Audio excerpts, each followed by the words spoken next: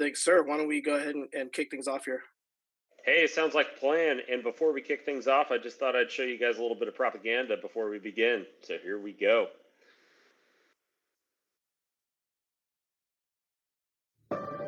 The light from a star can take millions of years to reach Earth. So when you look at a star, you're looking back in time. I don't hear the audio on my end. Oh no! Was anyone? Oh, was anyone else? I hear it. I hear Oh, it. you hear it? Oh, you Okay. did? It must have just been on my end. All right. You're just not having fun with the audio today. All right. Hey, don't worry. We're just going to have to replay the same propaganda that suckered everyone else to joining in their service branches. So we're going to listen to it again.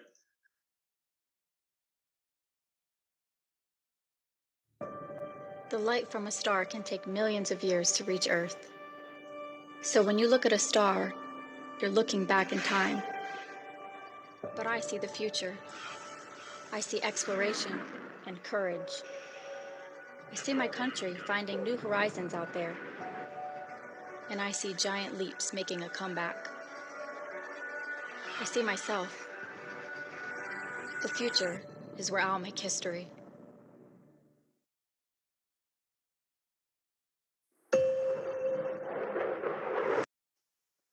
All right, so you know what's absolutely really funny about that video? That's one of our first Space Force commercials.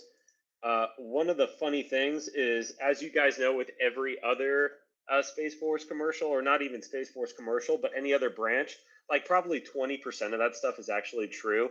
You know, they only show like really the cool stuff. Like if they showcase any of the like, you know, hey, guys that are going on ATVs and they're really going around trying to do all that cool stuff. Yeah, going on the spy planes, not everybody goes on X-37 Bravos or you know, all those astronaut stuff. A lot of us are just on console doing all that fun stuff. But nonetheless, it is really cool, kind of some of the things that we do at the end of the day. And I just wanted to showcase that because it is actually kind of cool and sexy what we do. And it's an awesome opportunity that I have to share with you guys, and also to connect with Jamil and connect with other veterans within the community, just to showcase, hey, let's take a look at what we do within the Space Force. And I know that definitely a space-themed hackathon, that is probably amazing that what you guys do. Yeah, less than 1% of the Air Force is airborne. Yep, 100%. Less than 1%, 100%. They only really showcase really the cool stuff, but nobody ever wants to showcase all of the like really lame stuff or the admin or the paperwork side, because that stuff doesn't sell. But anyway, I could go into all of those nuances. I am Captain Jake Schneider with the United States Space Force. Super excited to be here. I'm currently stationed over here at Space Systems Command in Los Angeles Space Force Base, Air Force Base actually. It's still considered an Air Force base because it takes a act of Congress to change the name of the base, and they want to name the base after someone cool rather than just Los Angeles Space Force Base. So they're kind of getting onto that, you know, politics and details, and to be that way sometimes. But anyway, I am super excited that I was able to connect with Jamil in order to get this kind of presentation kind of started. I know Jamil and I, we kind of met through one of the hackathon, not a hackathon, but rather one of the pages, and another specialist for enlisted Space Force Guardian that I know, where Jamil ran this amazing program with Fall In, connecting tech developers and vets, and trying to get all of the jobs, everything kind of together into one piece. So we were able to kind of bridge some things and make this hackathon happen. So I was super excited to be able to ask to speak. I know I'm just kind of a lowly captain, and I say lowly captain because 50% of the Space Force is actually officer, 50% is enlisted. It is quite a mixture, quite everything that we have going on here today. So I just want to kind of begin this presentation talking a little bit about myself, where I kind of came through, how I got into the Space Force. So just talking about the past, a little bragging about myself, and how I got to where I'm at today. And then also talk about a little bit of the present, where we're at today, where the Space Force is at, and then we'll kind of glance with a little bit of the future. And then I'd love to hear what questions you guys have. I also want to say, forgive me if I sound a little nasally. I just, congestion and everything. I think it's just in Los Angeles right now, but don't worry. I do have my medicine right here. As always, it's always good for you. Build strong bones. So I just want to say, like, yeah, a little nasally, but we're gonna make it through. We're gonna make it happen. So anyway, just a little bit about myself. I graduated from Embry-Riddle Aeronautical University in Prescott, Arizona, with a degree in aerospace engineering. Went through Air Force ROTC there, and earned my commission through ROTC. I was actually slated to be a pilot, and I was first stationed at Columbus Air Force Base, where I went through the first stages of pilot training. Quickly, you find if you actually are meant to be a pilot or not. I had 2 in-flight emergencies, and after a little discussion with myself and a little internal thoughts, I realized that the pilot pathway was most certainly not for me. And especially with a 10-year commitment, I said, hey, although this pilot thing sounds cool, it's not who I am. I kind of wanted to do more engineering. I wanted to go that development route. So although the pilot career was amazing, I said, hey, I don't want to do this for 10 years for the rest of my life, or just 10 years for that matter, but rather I wanted to transition and try to help the service and help do a better way through a different means. So I dropped actually pilot training, and I became a structural engineer on the A-10. And that was probably one of the best jobs that I've had as a lieutenant, especially there. So it was a second lieutenant as a structural engineer on the A-10. And in addition, I also had another duty as an air battle damage repair engineer. And that was also amazing because it was one of the few jobs where we were able to repair aircraft in the field using buckling, crippling calculations, just straight up mathematics, actually applying our degree together and fix these aircraft and getting them back up into the fight. And that was an amazing job that I had. Loved the A-10, loved the aircraft, and was very thankful for the position that I had. And through that air battle damage repair program, I actually got the opportunity to deploy. And I deployed to Southwest Asia, and I deployed there from April 21 to April 22, and had the opportunity to even apply some of those engineering skills within CENTCOM, within the environment. And one of the things that we had there as well was Operation Allies Refuge. So as part of I just remember being in August where I was working. My shift was 2 p.m. to 2 a.m. So 1400, 0200. And I just remember 0100. I'm just kind of, things are slow right now, not too bad. And then all of a sudden I see the seniors run in, the chiefs run in, and then one of the colonels runs in, and everyone's saying, oh, this is our moment. This is what we got. This is going to be awesome. And I'm wondering, wait, what's going on? What's going on? And that's the news that I heard that, hey, we're evacuating from Afghanistan, and we got to get everything together very, very quickly. So it was exciting to play just a very teeny tiny role doing logistics and engineering. But to be part of that while things were happening, that was amazing. I loved it. Was there for a year. And during that time, though, even before, just before I deployed, back then it would have been February of 2020, I got this email, and this email said, hey, we're starting this new thing up called the Space Force, and we're just curious if you guys would be interested. We're taking engineers, acquisition officers, cyber guys, of course, the space operators they have to go over. And so I said, fuck it, why not? Let's see what happens. So I volunteered and said, hey, I'd like to transfer to the Space Force. There was a little bit of a selection process, but got in and transferred to the Space Force. No space experience whatsoever. A lot of my experience was on the aircraft side of the house, but a lot of that actually came into space rather well as we're growing and forming and being new within as a force. So after being a structural engineer on the A-10, that's when I got an assignment over in Los Angeles Air Force Base. And over there in Los Angeles, one of my jobs was my first job there as a developmental engineer was to be the chief engineer of a hosted payload program, and an optical sensor hosted payload program, and really kind of spearheading the hosted payload programs within each of the within the Space Force.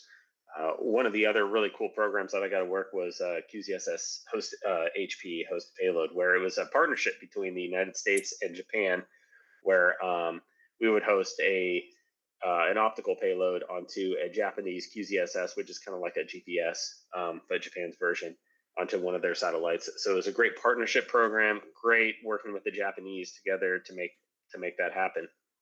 And then after that assignment, I changed kind of want to stick around, and I got another assignment within the Space Safari program office as the ground segment lead there. So that was a very exciting program within tactically responsive space as well. But one of the things that really dove me into software and kind of the tech development realm was in between that entire mix of being within the Space Force at Los Angeles Air Force Base was a program called the SupraCoder program. And the SupraCoder program, in its intent, is to train Space Force Guardians. Yes, they call us Guardians, named after when General Vandenberg talked about Guardians amongst the Most High in relation to astronauts and how our Guardians are serving us within our satellites and operations. But it allows us Guardians to learn software development, because we saw that as an area within the Space Force and even the Air Force and in other branches as well, where software development is lacking. Our senior leaders, it's very hard to explain to them, hey, if we need to, if we're having back-end problems, front-end problems, database issues, anything related in the software realm, what that development cycle takes, what is agile, all these different methods, it's very hard to tell them and give them a briefing, hey, this is what we have to do, this is what's going on. And we came to a conclusion that, hey, we have to really train our Guardians and we have to train our service members to be more equipped and more understanding of software in the development process. So what the SupraCoder program does is it's a 3-month boot camp where we go through the Galvanize boot camp to learn JavaScript, CSS, HTML, we do React, Postgres, and we learn that entire process within 3 months. And then the next 3 months, we go and we apply those skills within software factories, Space Force and Air Force software factories. So what do I mean by that? Throughout the Space Force, we have software factories like Space Camp, Kobanashi Maru, Kessel Run, Black Label. These are just the names of a couple internal units within our organization where we can develop applications for the force in and of itself. We don't always have to go to a contractor every single time to get every single app developed. So we can do these things pretty much kind of on our own within the government, and we can own the rights, and everything is within ourselves. So it's really an amazing thing that we can do. And I did mine over at Black Label, which was offensive, cyber operations, some malware development, all that good stuff. But it was a super exciting time, and it's always fun where you get to take 6 months out of your job and you just learn something and learn software development.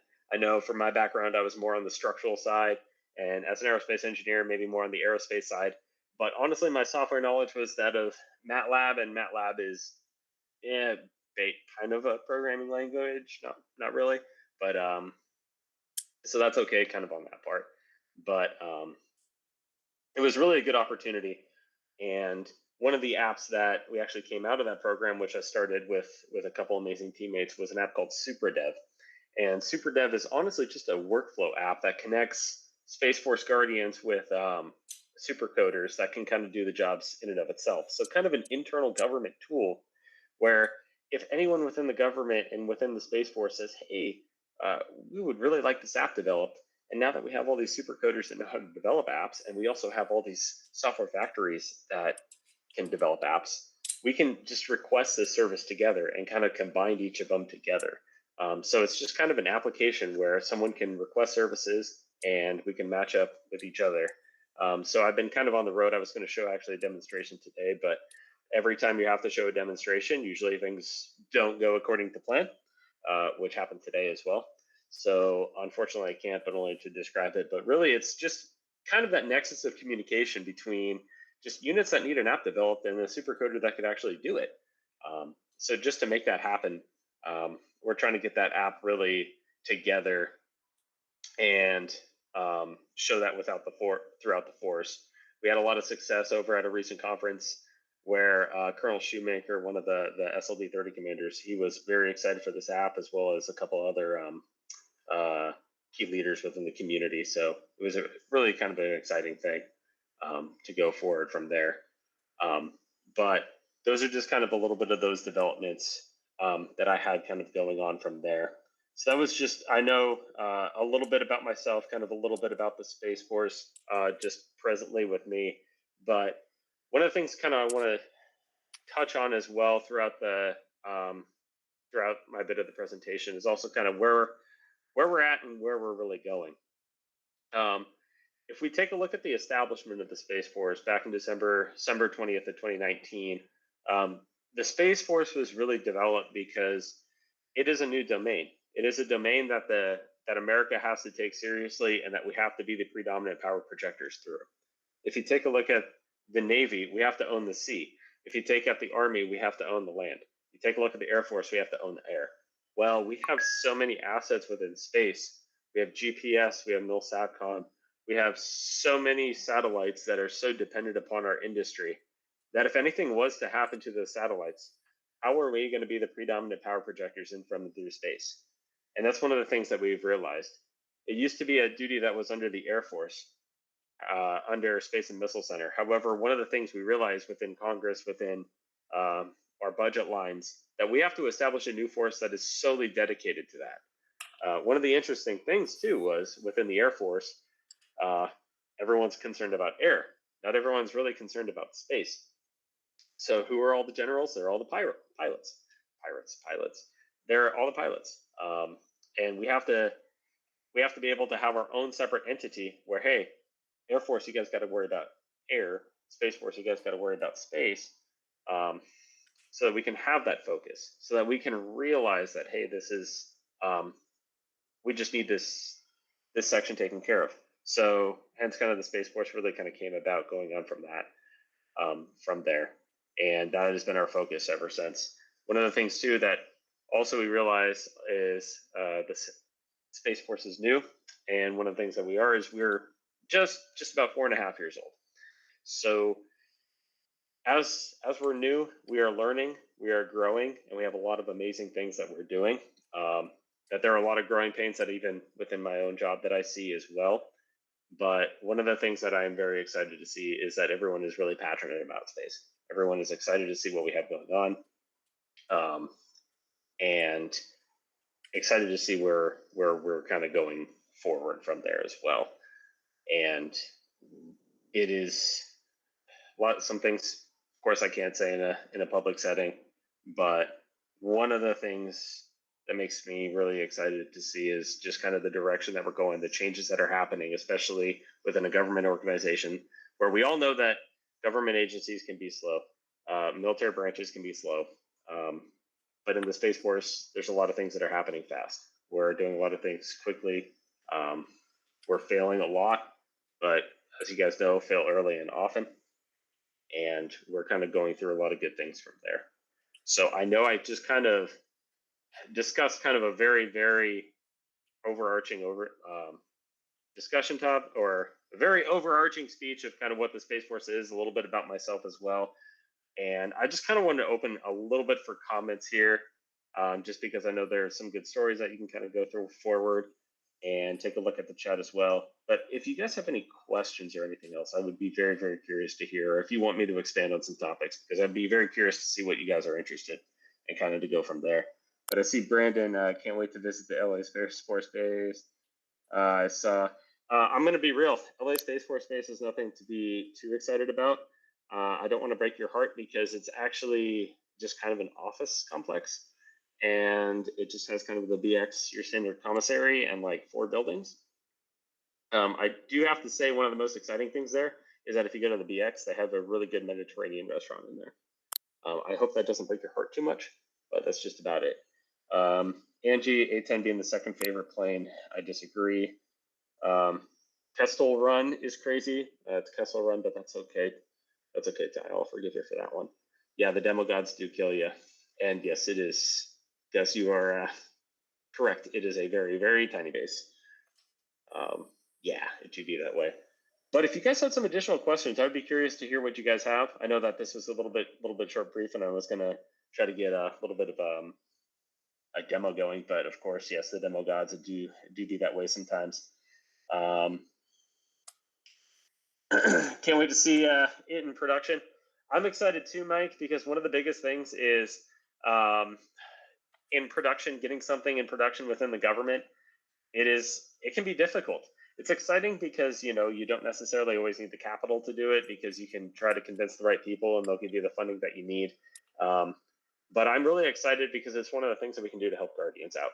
And if we can just continue to showcase apps, even within the different military branches, just to get more active duty apps developed, that can just help the force. You just have an app that is easy to do, or just an app that helps do your job easier. That's something that's just super exciting. And Mike also mentioned, hey, what's next in the pipeline? Well, what's kind of curious is I'm dipping my toes into a couple different projects, and one of the other projects that I'm really trying to champion and lead on is a project called Nipper GPT, NIPR GPT. And Nipper is the name of our network within the DoD. And that's actually it's like ChatGPT, but we're able to use it on our own network and our own government computers. Because as you guys know, ChatGPT is an amazing tool. However, with the sensitivity of different information that we have, we can't use it. If you have controlled unclassified information, any of the controlled information, that's kind of the key there. So one of the things I'm really trying to work on as well is to get Nipper GPT kind of up and running, and to get a little bit of the force kind of going on from there, because that's kind of necessary. I see that as absolutely necessary within the force. And funny thing about Nipper GPT is that was actually something developed by AFRL by a couple of volunteers, and they originally ran Nipper GPT off of 4 Tesla GPUs, and they got it approved. And now one of the biggest limiting factors they have is actually computing power. So it's been kind of a conversation that I'm currently having with our leadership to say, hey, if we can get the funds necessary for computing power, we can get this throughout the force, and as it is a necessity. So there's a lot of kind of work to be going on from there. But thank you, Mike. I appreciate it. Angie, how big will the Space Force be in 10 years?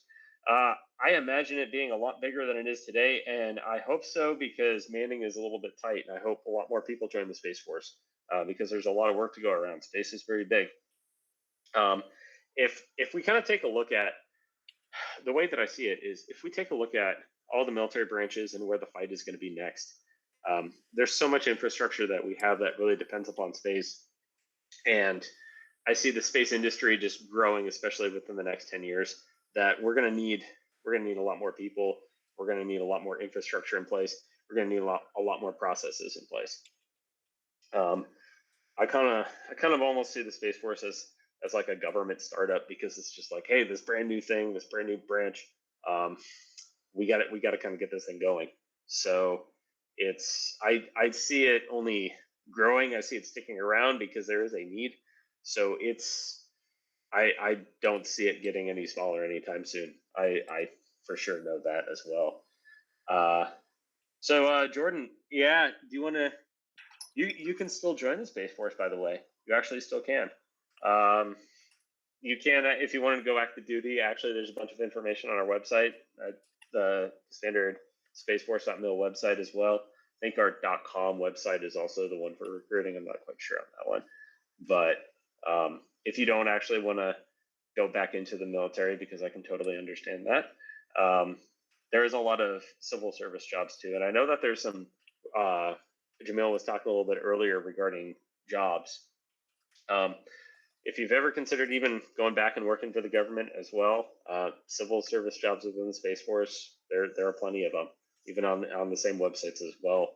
That is something to consider, because yeah, there's that. And then if you want to go on the dark side and go contractor as well, you can totally do that too. But definitely supportive of our industry partners there. But there is a lot of ways to join the Space Force, not just in uniform, but a lot of good stuff kind of going on from there. Let's see. Does the Space Force have an MOS specifically for software development, or would that be an additional kind of duty kind of situation? So the Space Force actually doesn't. The Air Force does, but it is more of an additional duty. And because the Space Force is so new, they're still kind of working that out. Even within us SupraCoders, as we're going through, It's we're still learning and figuring the best spots where we can ebb and flow, and how we're going to be managing that talent. So it's more of kind of on the additional duty side of the situation. However, there are also a lot of positions where you're actually assigned to like Kessel Run, Kobayashi Maru, Space Camp, a couple different positions where that's kind of like your job to be kind of working within there. Marines are DQ'd. Debatable. I don't think so. I think Marine guys are cool. I don't want to piss them off anyway. That'd be a good one. BX is what I'm looking for. Space Force must entering utilization. Someone took this. Oh, hey, absolutely, Brandon, absolutely. And one of the things too that I'm actually taking a next position, because especially with like NIPR GPT, I'm taking an assignment over at Kobayashi Maru, leading up one of the program management divisions. Logistics and admin, we got to still kind of work out, but I'm weaseling my way more into the software development and trying to get more in tune within the force, and especially with the apps that I've got kind of developing, trying to get more in that direction. So if you sent a LinkedIn request, absolutely. I know I got to kind of work on my LinkedIn. A lot of us active duty guys are LinkedIn. We're not necessarily looking for jobs right now, but it's a great way to kind of connect with everyone else. So absolutely, just hit me up. I'm also in the Slack channel. I check it every once in a while. I'm kind of all over the place too, but absolutely. And miss the age limit maybe for active duty side, but like I said too, if active duty isn't the thing anymore, and you want to join civil service wise, or even working within the space industry, that's really a big thing that we see. I only really just see it growing from there. So absolutely. Let's hear some other questions that you got. Yeah, I've got one. Sir, can you hear me? Sure. Yep. Yeah, I can hear you.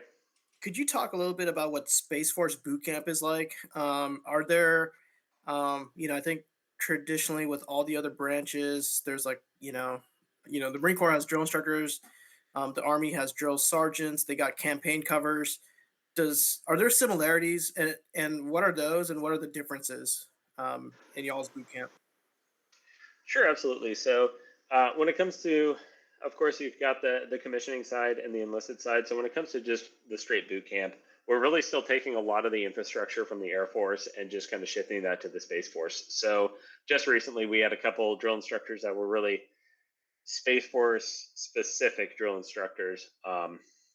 So it's really the same things that the Air Force goes through.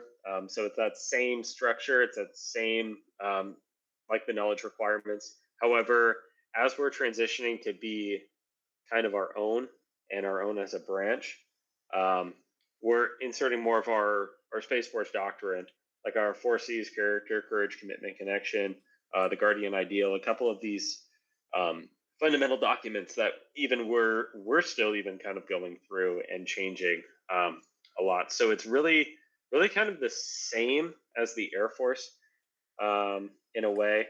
And then kind of on the commissioning side as well.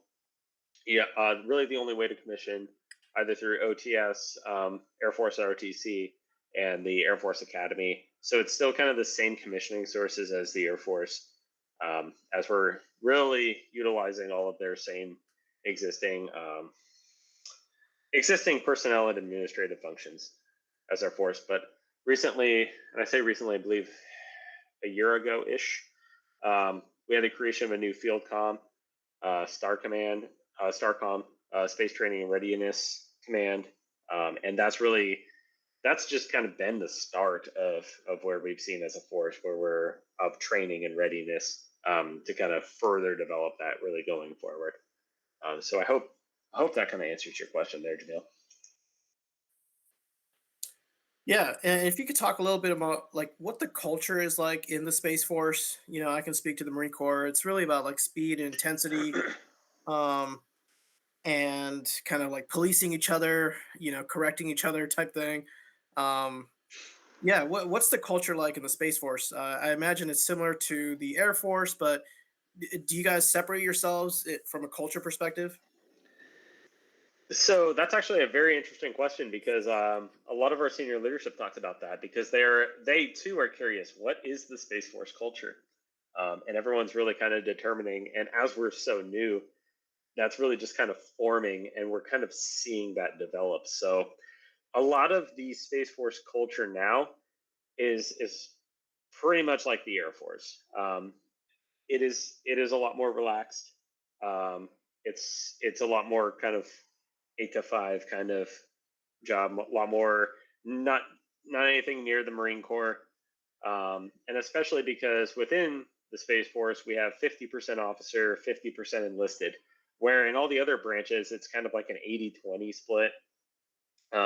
So a lot of enlisted and officer are really working together, and there isn't necessarily this hard line. Hey, if I'm an officer, I'm not like talking to you at all. No, absolutely. In fact, when I deployed, I had Specialist 3, which is like an E3, E4. He was actually a really good friend, and I even still talk to him today regarding it that I kind of worked with. So there isn't necessary. It's not. It's a lot more relaxed, but it's also really more on the technical side. So we're really trying to be a lot more technical, and especially when it comes to software development. Like if you think about with satellites, the blood of the satellite really is all your data and all your tech and what type of data you're getting. So it's all software based, and you have to have at the very least a rudimentary understanding of that. So it's nothing near as intense gung ho, but it's really citing more on the technical side. And as we're kind of going forward and really understanding ourselves, that we're going to see play out more and more and more. So great question though. Absolutely. Yeah, and a follow-up question is, could you talk about like why the Space Force was created? Like what is the threat and what are our adversaries doing? Um, if you could add more color upon like, I'm imagining each branch has like a space component, but what was it that what was the factor that I guess the DoD like needed to have a space force for? Sure, absolutely. So you take a look at how space has evolved really since we landed on the moon, since the Star Wars era back in the 80s, and to even that where we are today. Um, Space used to be this kind of realm of just exploration, almost kind of like fun. Back kind of like back in like the early 1900s when the Wright brothers were just out, and we were just kind of in the air for fun. Um, well, just as we saw in World War One, where um, we had planes that were going over just for reconnaissance, and then all of a sudden, I believe one of the stories that I heard at least was of one of the first weapons on an aircraft was one of the guys just started drinking and then flew in the plane and just started kind of shooting around. That was really one of the earlier starts of air warfare. But even before that, um, other enemies and aircrafts during World War One were just kind of flying over each other, and they were kind of friendly because they said, "Oh yeah, we don't have really weapons in our aircraft. We don't have anything going on there." But as soon as we started, hey, we could actually shoot at each other. We could do fun. There's power projection tactics that can happen. The air in and of itself was like, oh, we actually have to be able to own the air. If we want to be able to fly our aircraft going on, we have to be able to say, hey, you can't fly over here. And how do you enforce that? Well, you enforce that by showing force, by being tough. So you have to kind of own that section. So that's how we had, especially during World War II, you take a look at dogfights, the evolution of fighter aircraft, the evolution of bomber aircraft, reconnaissance aircraft, and kind of where the Air Force is today. Well, what we see is in space, we have a lot of infrastructure where we have like the GPS, where everyone depends on the GPS today for directions, just as simple as going to a friend's house or even in a lot of the banking industries and a lot of different industries also just depend on satellites in general, telecommunications, everyone else, that we have to be able to monitor, defend, be able to take a look at that. And if we see other adversaries that are coming out, like even a couple articles where I wouldn't say recent, but about a year ago, where we had other not so friendly nations that want to come up and close and demonstrate, hey, I know where you're at. We can I'm in this area. We have to be able to say, okay, we have to understand this space. We have to understand what we are doing. We have to understand, hey, space is not this absolute peaceful area that it used to be, but threats can happen. And we have to be aware of that. And that's really one of the things that kind of led to the Space Force, where we're evolving and saying, hey, space is not this safe, peaceful area anymore. It's congested and contested. So that's kind of what led to the evolution of the Space Force, was that realization. And then what we saw too within space was really kind of under the Air Force, but also there were some aspects like with the Army and the Marines as well, where they had some space units regarding like missile warning and everything going on from there. But they wanted to combine that into one force that really says, hey, this is their primary mission and their primary focus is space. And we want to have it ensure so that we reward the best space professionals and those within space, that those guys are rising to the top of their respective branch and that they're masters of their own domain, rather than just having that be piecemealed within all of the other branches. So that's kind of what got us to the Space Force today, and where we're still continuing to grow and learn within that field. But I do see a question from Mike. What are some avenues for Guardians, veterans, and public non-commercial organizations to collaborate on low-side, non-CUI problem sets? Do you think? So SFA, absolutely. They are a good vehicle for that. And one of the another great organization is Creator League underneath SFA, where they host quite a few hackathons as well. Mike Sullivan, Master Surgeon Mike Sullivan, is actually one of the guys that runs that, and I'm part of that community as well. And it is amazing community that is getting started, just kind of showcasing all of the talent, even with active duty, veterans, everyone else, really trying to just bridge that gap and get more people involved in the Space Force. So check out SFA, and you can even be a member of the Space Force Association if you guys are willing to support. And that is an absolute amazing area. Big shout out to Creator League as well, to join and really develop, show off a couple other things as well, show off your skills. Absolutely. SFA is an amazing vehicle for that. And they've done a lot of great things for the community and growing forward. Thank you. Good stuff. All right, Jamil, what else you got? I have a question, if you don't mind. Sure. Do you Sorry, get to not just Jamil, yeah. Oh, yeah, no worries. Do you collaborate at all with three-letter agencies from the DMV area on, I mean, I guess anything really? What's your level of involvement, or maybe you're not involved, maybe some units are involved you can talk about? I come from a Intel background. I've been working with a three-letter agency for about 7 years now since I got out. And I'm probably moving over to a space weapons systems division for this agency, which is kind of new, standing up. So, it's always interesting to, for me, I'm researching kind of what that even means. They haven't even told me, so yeah, just curious on your involvement and how Space Force is involved. I'm not too involved personally, but take a look at the National Reconnaissance Office, the NRO. They're a division that kind of branched off from the CIA, and they're really kind of more focused really on that space realm. So NRO is kind of been almost that, if you want to say like three-letter agency kind of type, the NRO is one of those positions. And even if you guys are looking at jobs too or anything else, I know that they're hiring. But absolutely. Yeah, kind of the NRO, National Reconnaissance Office. Yeah. Oh, yeah, no, I was just sort of wondering if there's actual active duty Space Force units that are, either working through special missions units assignments or not really. That's what I was asking with those agencies. I was trying not to name the agencies, but whatever, we're there now, so yeah. Oh yeah, no, that's public knowledge. The National Reconnaissance Office is really the big thing, and you kind of take a look at it like any other agency, or take a look at the intel community as a whole. Where CIA, of course, I believe that's led by an Army general, if I'm not mistaken, or something like that. CIA, no. Yeah. Oh, CIA is not. Oh, okay. No, That's no, director. civilian, complete, yeah. Yeah. Okay, gotcha. Yeah, because if you're going under that structure, but yeah, a lot of and in general, a lot of intelligence agencies are working together with any DoD component.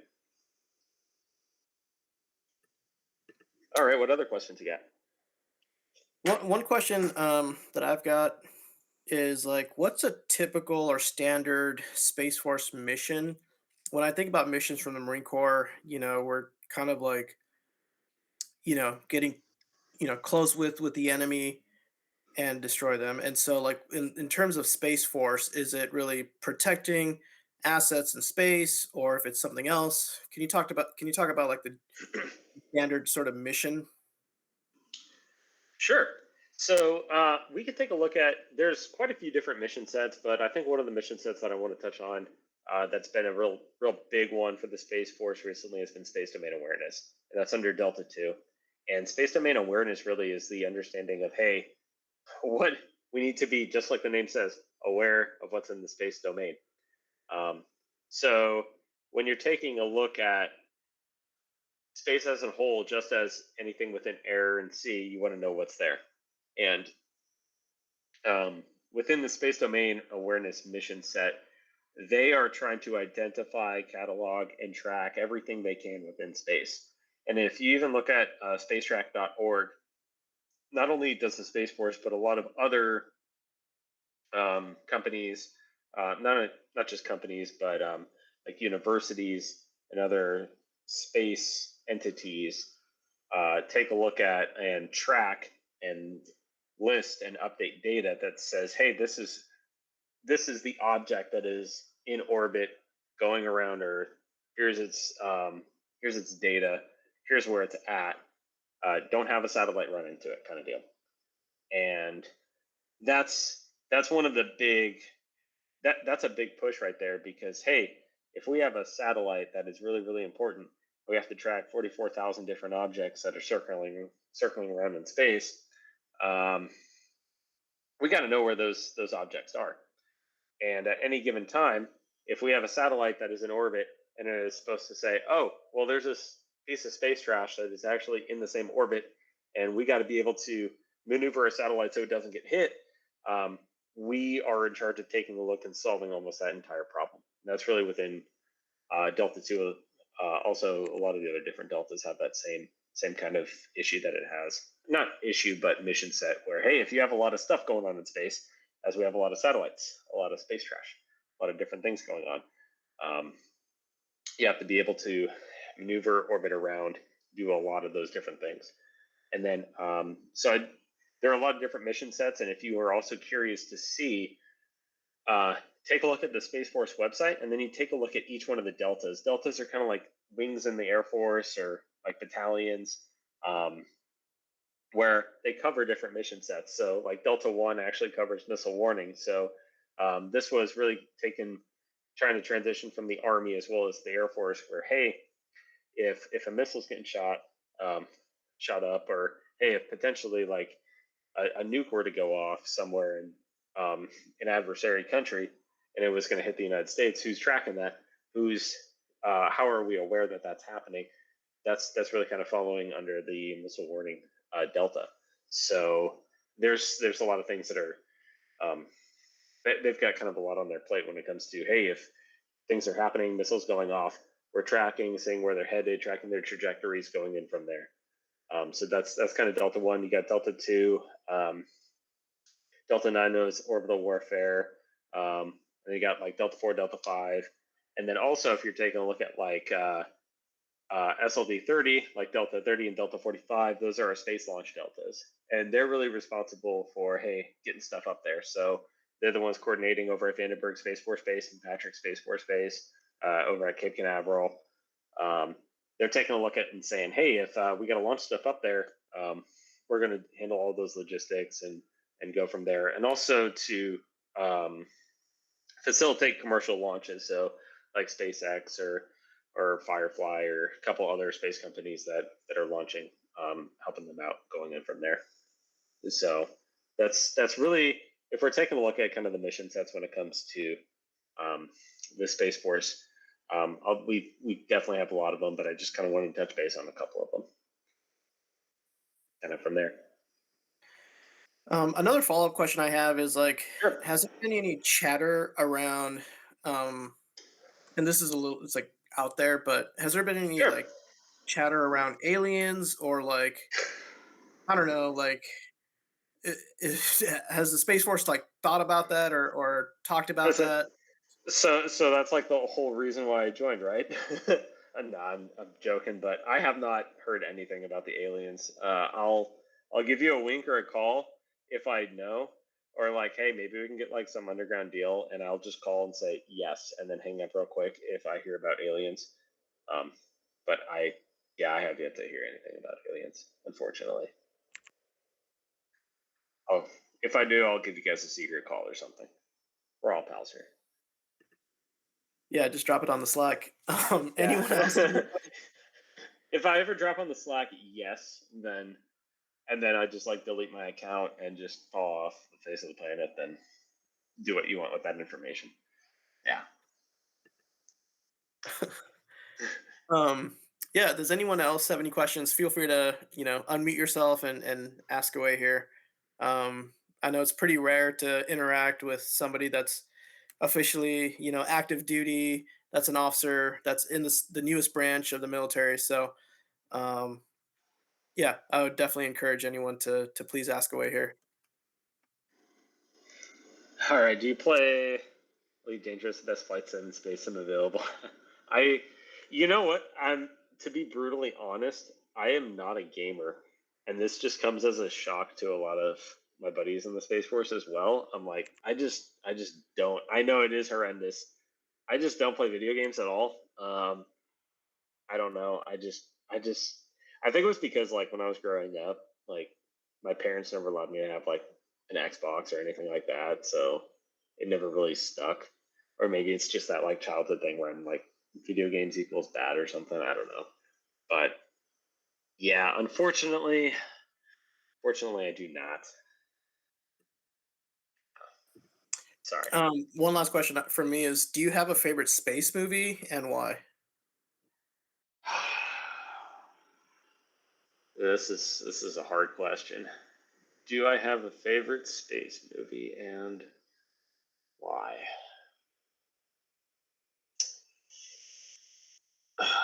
So I wouldn't necessarily say it's a favorite space movie, but I do really like Star Trek Voyager. And I know that that's kind of like a real offshoot, not necessarily like the original series of Star Trek or like Star Trek Next Generation or anything like that, but like Star Trek Voyager with Captain Janeway and like that classic, mainly just because it was like a little childhood thing where like my brother and I would come home and like watch Star Trek Voyager at the after school, and that was like on the DVR recording from like what Comcast or like DirecTV or whatnot.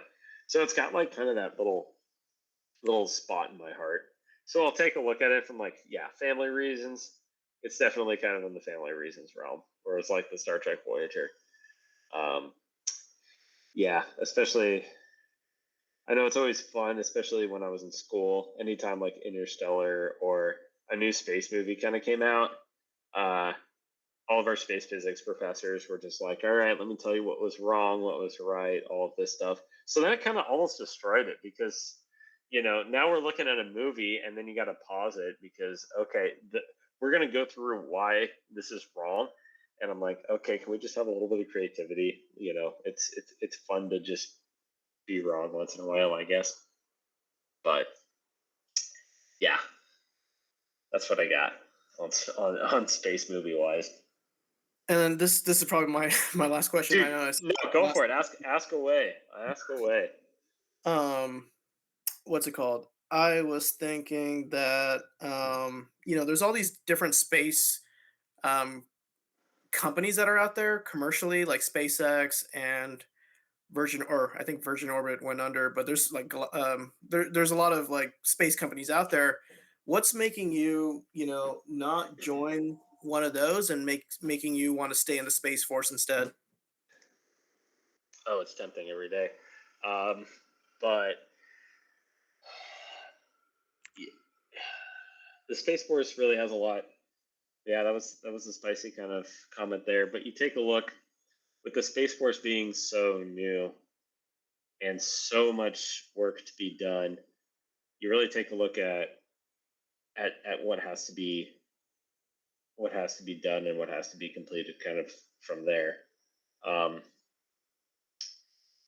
the military really it has its pros and cons, like we all say, and to determine, hey, if the grass is greener really on the other side, um, you don't really know. But as hard as the Space Force can be, especially because we are so new and some of the things you got to deal with, and as you guys know, within any military branch, it can be very, very difficult. Um, there's work that needs to be done, and there are apps that I want to get out there. There's there's things really that I think you could see for the betterment of the forest, the betterment, even just for America, as cheesy as it kind of sounds, that you can really do within a government service and within a government branch. And um, I still have things that I want to do while I'm in, and I want to be able to at least try to do those things. And if I fail and not, if I fail and it didn't work, and the only option is to get out to do it, then I will. But I at least there are things I want to do. There are things I got to get in. I want to get within the Space Force. So there's stuff to do. Mm. Kind of like, yeah, like what you guys know, the grass isn't always greener on the other side. It's just kind of different problems. Depends on the problems you really want to deal with. So um, yeah, it's always kind of a struggle. I know a lot of people that are leaving, but I at least have things that I want to do within the Space Force. So not yet.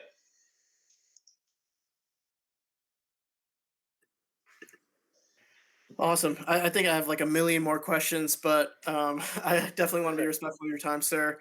Um, and yeah, I'll just give maybe a few more seconds to see if anyone has any last minute questions here. Yeah, I'm good for another 15-ish minutes too. So yeah, I'll open the floor if anyone else has questions.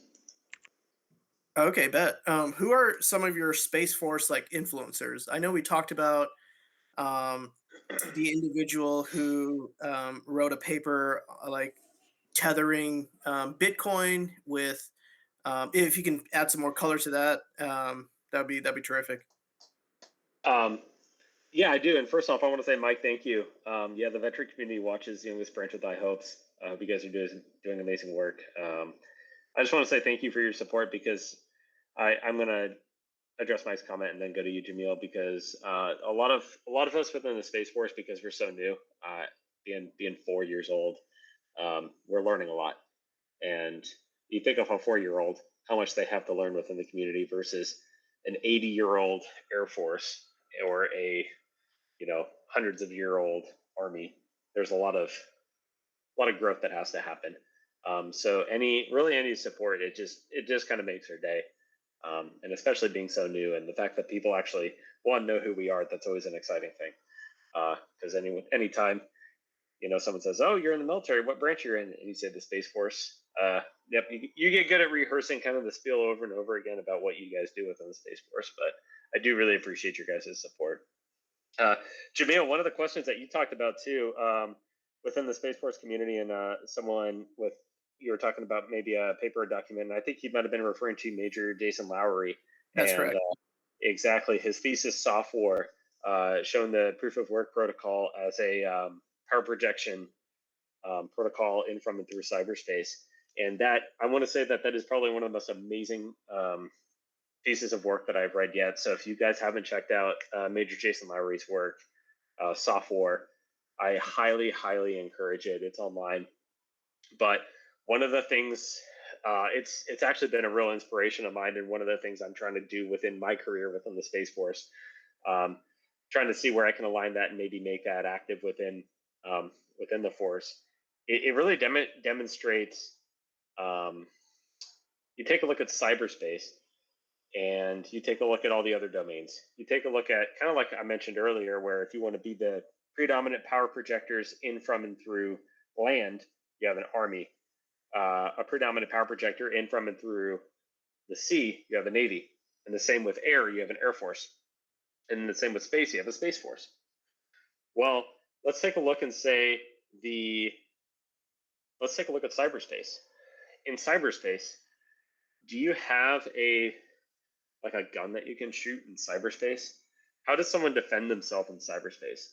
Well, they have firewalls, but firewalls are just a series of logical if-then statements, and they're just scripts, just logic. And over time, people just kind of wheeze in and out, and with AI and everything else, you can actually find these different holes within these scripts and break through firewalls. So it's just kind of this constant battle over and over and again. Well, what if there was a way where you could actually project power in, from, and through cyberspace? And what software mentions is, I'm just kind of explaining in a nutshell and from what I've read, and hopefully go read the document itself. Don't take everything that I say for granted, but kind of my interpretation of what had happened was, if you take a look at what the proof of work protocol is, the same protocol that Bitcoin really is written on, you're able to take that same physical energy in watts and in hashing, and you're bringing that into the cyber realm. Because if you take a look at what Bitcoin is, and you take a look at what the proof of work protocol is, it's just showcasing, hey, we've had energy that has proven this point, and we can trust these financial bits of information. And you have to actually produce energy in order to make that happen. It's just not something that you can you can weasel your way, AI your way, quantum compute your way through. It is actually physically constraining parts of the internet, physically constraining financial bits of information in, from, and through cyberspace. And one of the things that the thesis actually talks about too and mentions is, okay, well, if we're trusting our information in the proof of work protocol and just financial bits of information, which that's what Bitcoin is just a ledger of financial bits of information of transactions going to and from each other. What if we did that for all different bits of information and created different protocols, or not even create different protocols, but what if we're able to utilize that same technique and apply that through different areas in, from, and through cyberspace? Now you've had a limiting mechanism, so you can actually control bits of cyberspace. So now say someone has to be verified on the blockchain before sending you an email. You don't have to trust Google, you don't have to trust Amazon, you don't have to trust another entity to verify that information for you. You're actually getting that verified in and of itself on the blockchain. So that was just kind of, this basic synopsis of it.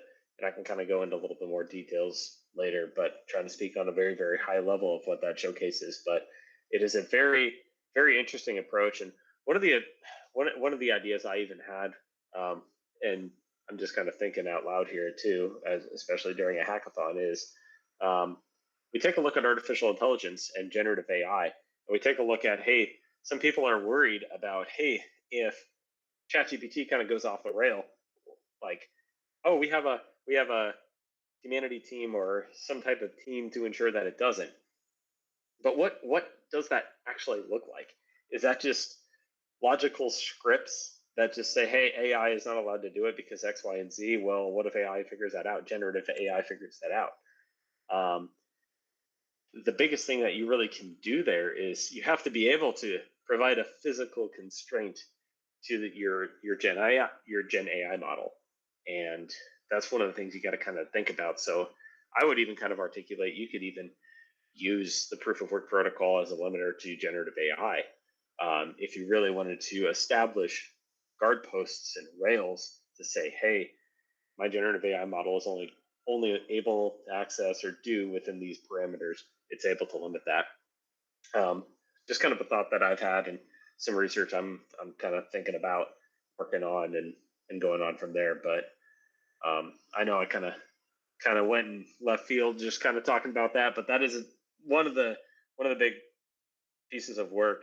Major Jason Lowry's work has been a real inspiration for me, and just not only taking a look at from a cyberspace perspective, but also his work goes into detail about power projection and just some different life aspects. So I definitely encourage you guys to go ahead and check that out. But yeah, thank you, Jamil. I appreciate that question. And ask away too. I've got time, so go for it. Yeah, we'll stop at the 5:45 mark, so that's 6 more minutes from here. But what's your thoughts on China having their own space station and what they're doing with space? I've been hearing stories about how they want to go to the moon and set up like a lunar base there. Um, what's Space Force's involvement with that? How do we pay attention to China? And I have another follow-up question which is like, what are some space like news channels that you like to follow? So that's a two-part question. Sure, no worries. I think even just like Breaking Defense, and then I think it was spacenews.com. Yeah, I believe it was spacenews.com. But those are really Breaking Defense and Space News. Those are really kind of the big ones. And if you guys want to get like ahead of the game on anything that really happens, Breaking Defense and Space News are the big ones. Anything that's released there, they're usually the first to know things happening within the space realm, and then that gets picked up through like CNN, CBS, or even like TikTok, Instagram, all that stuff. So if you kind of think of it like a pipeline, they're so in tune within the space community that they see a lot of that stuff first. So Breaking Defense and Space News, those are definitely some of the big ones. And we take a look at kind of like the space threat, and China is a big threat. China is a big threat. So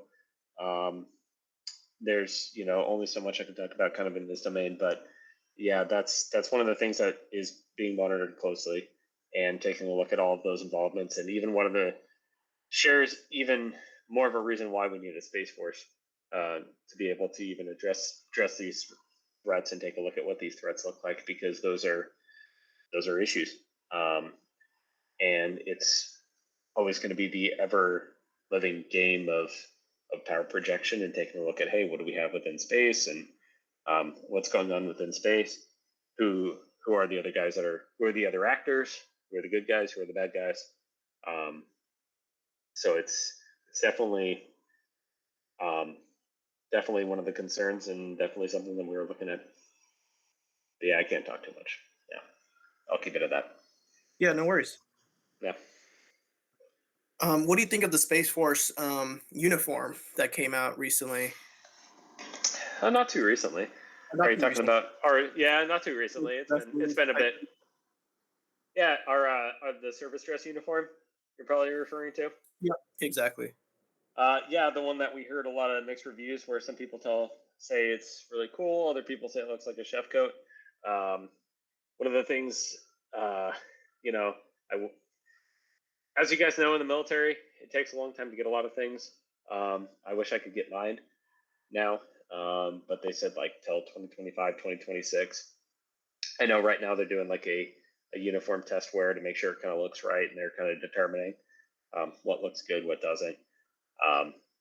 I think it looks cool, and regardless, I think it's cool to have our own uniform. I'll just even leave it at that right there, because that really symbolizes, and the uniform symbolizes like, hey, this is our branch, this is who we are. You take a look at the Marine Corps uniform; those are awesome. Your dress uniform is amazing, and they take a lot of pride in that. And a lot of the different branches take a lot of pride in their uniforms in and of itself. So just to even have that is just a step in the right direction that we have going forward. I just wish that we could get it out to the rest of the force so we can all have it and we can all look cool. That's my only thing. I know, right? Space or force projection or power projection, Angie? Yeah, I'm really curious too to watch the recording because I know I was like, hey, I think I said this word a whole lot. And usually when I'm speaking and I got to do just like a better job, I have like a couple keywords that I always say like all the time. And power projection and space force are just magically the words that I have. So I'll even take this because like, hey, this is just kind of an example of like, hey, trying to get a little bit of a name out there. Oh yeah. Yeah, I like the call. Yeah, the caller is sweet. All right, this is my absolute last question here. Oh yeah, no sweat. What would be hypothetically like an example of a Space Force Medal of Honor recipient? Like what would be the citation hypothetically? What would that kind of look like? I, to be brutally honest, I would have no idea, and I think that that's like the $1 million question that you kind of say in that regard, um, and has really yet to be determined. And I think a lot of people are excited to see that. Because it's taken a look at, hey, what would be considered something that would be an act to receive the Medal of Honor, um, in that regard. Um, so it's to be brutally honest, I don't know. I wouldn't know. Yeah, no worries. All right, cool. It looks like um again, I still have a million more questions like man, like around PT and everything else, but I know it's 5:45 and we've got another little team leader session coming up, but yeah, sir, thank you so much for your time. This has been unreal. Just having you come join us and talk to our veterans. And as we do more space hackathons in the future, we'd love to have, we'd love to invite you back in. Um, yeah, but this No, has been so no, incredible. absolutely. And one of the things too is that even as you guys see it as a benefit that I'm here to be able to talk and to understand a little bit of the what we're doing on in space. This is also an amazing learning opportunity for me because just trying to get the messaging out of the Space Force is something that we're learning, and we're only 4 years old as a force, and just to be able to be in tune with this is amazing, and to grow and to get this message out and to understand the Space Force is amazing. So, like I said, I'm in the Slack chat. If you guys have any questions regarding the Space Force or any other details, please feel free to reach out. If I don't respond immediately, don't worry.